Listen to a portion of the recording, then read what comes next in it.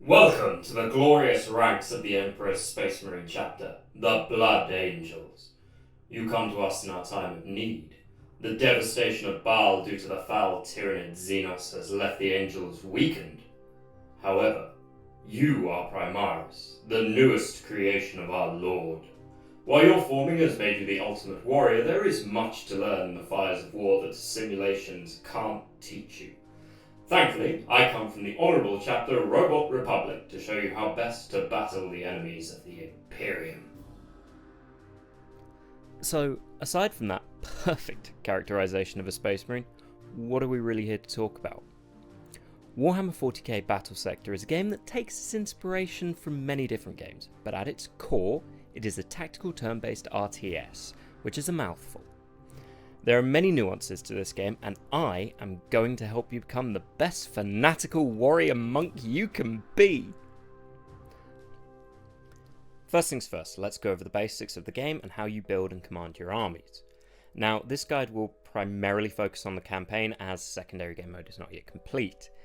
Throughout the campaign, players will have an allocation of points that they can fill with different units. Yes, Warhammer is entirely about maths. This game isn't so much.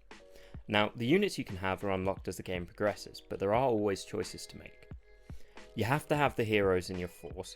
They don't cost anything, so they don't allocate to the points, but otherwise are free to build your army however you see fit, really.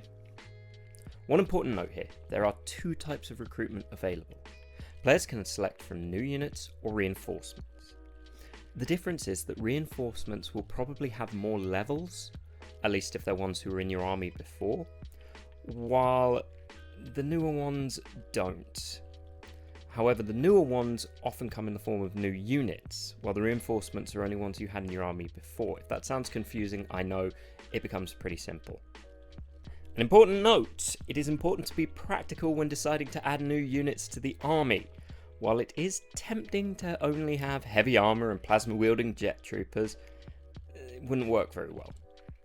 A good rule of thumb is to focus on having 2 to 3 squads of intercessors, they're the basic Space Marine squad, in the army before picking anything else. This allows players to have more options available and more bodies to soak up damage. This is especially important when there's a whole bunch of buttons that need pressing, because the Imperium requires buttons. With skulls. Lots of skulls. Now, when it comes to the actual battlefield, the basics are pretty simple. Each unit has several move points and action points. Now, the soldiers all have a single action point, while heroes tend to have 2. Each unit can move in any direction to its fully allotted movement points and sacrifice 1 action point to move further. Now, obviously your action points aren't just for movement, because they can also be used for the fun stuff. Ripping, tearing, glory to core Emperor. Yes, Emperor.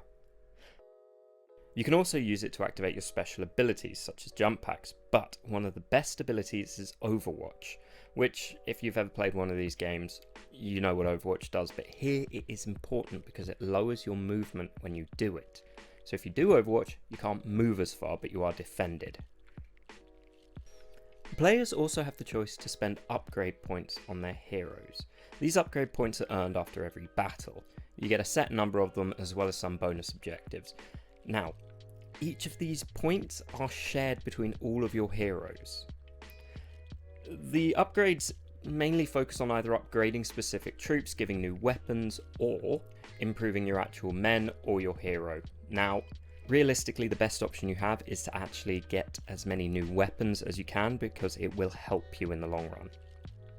Combat is the most crucial part of the game, and is the one that has the most to learn.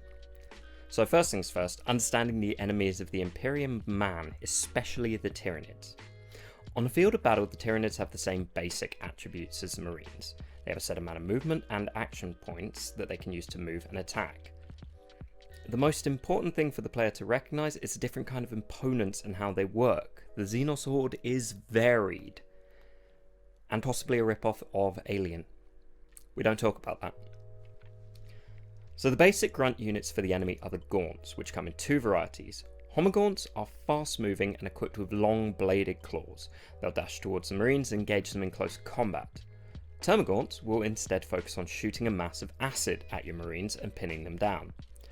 Finally, there are flying units named gargoyles that will either shoot a massive acid or use their ability that weakens the marines they target.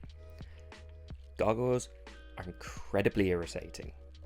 Dealing with these gaunts is pretty easy unless multiple squads are converging on one unit. When it comes to homogaunts, best options is to pivot the units to face them, shoot as many as possible, and hope the pistol reaction takes them down. The pistol reaction is when a unit shoots a charging unit before the melee attack hits. However, it only works if the unit is facing the attacker, and the squad has to have either a pistol or the equivalent, so your assault squads are going to do it, but your intercessors won't. Okay, it also needs to be mentioned that your opponents can do this as well. So if engaging in melee, attack from the sides or from behind. Not all of the gaunts will react, but it's worth being certain. Okay. So termagaunts and gargoyles can both be taken down with shooting, especially if you use crossfire, so have two units shoot them at the same time. They won't engage in melee, and their attacks don't do a lot of damage, so only focus on them if they are the main threat or if there are multiple squads. Assault troops are great for dealing with them, as their jetpacks allow them to move behind the Tyranids and engage them quickly. It also doesn't allow for any overwatch to hit them. However, the best option to take down these smaller units is to use grenades. There are several grenade skills, each one of which can decimate an enemy squad. This is another reason to take intercessors, as they have the fastest recharging grenade skill and it saves your heavier ordnance for dealing with the bigger threats. Just as planned. Imperium. So, while the gaunts are simple to deal with, the larger species are considerably more dangerous. These larger Tyranids can use shooting attacks and close combat, and they will destroy whole squads if you let them. The best options for dealing with these beasts are heavy armor and heroes. Close combat has the best damage output, but shooting usually carries less risk. Tyrannofexes are especially vulnerable to close combat, and their melee damage is considerably less devastating than their shooting. These targets should be a priority, especially warriors, as they can improve the smaller gaunt units around them and give a bonus to momentum. A brief word on momentum. Momentum is something you gain as you kill enemies. If you gain a full bar, you can either use it to surge, which gives you a new action point, or upgrade one of your skills. The enemy has this too, and they can lay down a withering amount of fire if you're not careful. The weapons of the Blood Angels are varied, but they all follow similar trends and rules. The main thing to note is the difference between the rate of fire and the damage, as well as armor and how it affects damage. The first thing to look at is armor, because it's obviously the thing that will have the greatest effect, or how the defensive soldiers can affect the damage dealt to them. For instance, the player's army comes up against a Tyrannofex and elects to shoot it. However, the creature's armor rating is a 9. That means your shots will only be doing 1 to 0 damage, which basically effectively nullifies your attacks against it. Imagine the bullets are just going bouncing off and it's completely redundant. Now, most units have a form of armor, and it's down to the player to figure out the weapon choices to take care of it. There are numerous weapons available to the player, but the most important thing to know is the difference between the rate of fire and damage. See, I'm coming back to it. For instance, intercessor bolt rifles are rapid fire weapons.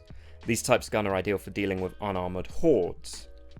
They're also good for knocking a few health points off the bigger ones, but otherwise they are pretty much useless against any creature with heavy armour.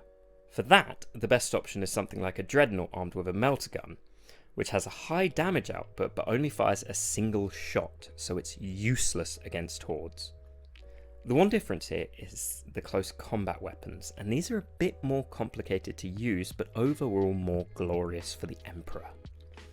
Most melee weapons have a high damage output but very limited attacks. For squads this isn't a problem, but lone characters have to pick their targets carefully. While they can do massive damage to armed monsters, the reverse is true, and if the characters are killed twice, the game is over. One trick is to attack with 3 or 4 heroes in rapid succession. The enemy won't counterattack until all the attacks have been completed, so switch between the heroes before the prior hero attack lands. There are other weapons, and the player unlocks new ones as they play. The trick is to have a mix and know what each squad and weapon are designed to do. Using the plasma gun wielding Hellblasters against a squad of gargoyles can work, but they are much better served whittling down the larger creatures so that the heavy ordnance can take them down. Think of it like the Halo plasma pistol and normal pistol, except this time it's a plasma rifle and a tank. Which is better? Warhammer 40,000 is a game with a lot of parts, but all of them slowly become like second nature as the game is played. Remember, the strength of the Imperium is built on the unity of its soldiers. Hopefully, our chapter has given you the guidance that you require to be the best instruments of the Emperor's will. At least until a greater threat emerges from the grave. Yeah. Purge the xenos in his name. Or join Chaos. It is way more fun. Heretic!